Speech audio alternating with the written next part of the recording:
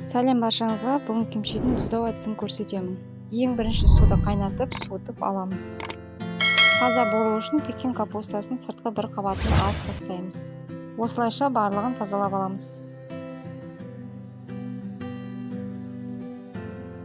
Сыртқы қабатын тазалап алған соң, ортасынан екіге бөліп, ішкі қабатында құрт жеген жерлер болса, немесе бүлінген жерлер болса, алып тастаймыз.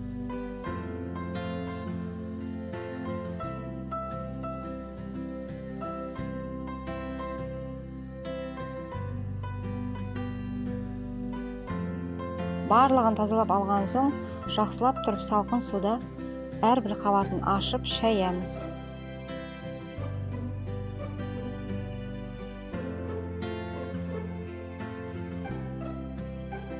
Ендігі кезекте тұзды суды дайындаймыз.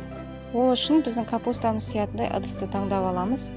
Оған жарты белінен дайындап қойған салқындатылған суымызды құямыз.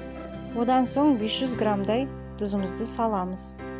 Егер мен сияқты екі ыдысқа бөліп дайындайтын болсаңыз, тұзды екіге бөліп саламыз. Тұзды жақсылап тұрып араластырып, суда әбден езіп аламыз.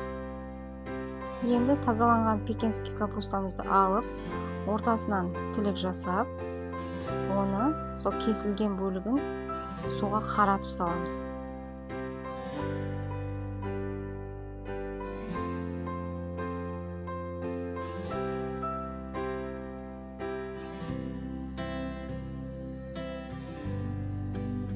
Жақсылап нығыздап салып алғаннан соң, оны үстінен ауыр затпен бастырып қоямыз. Кимчи суға батып тұруы тиіс. Қақпағын жауып, бөлме температурасында 2 тәулікке қоямыз. Бетін ашпаймыз. Алдағы уақытта кимчидің заправкасын дайындау әдісін көрсететін боламын. Түсінбеген жерлеріңіз болса, комментарийға жазуыңызды сұраймын. Ас болсын.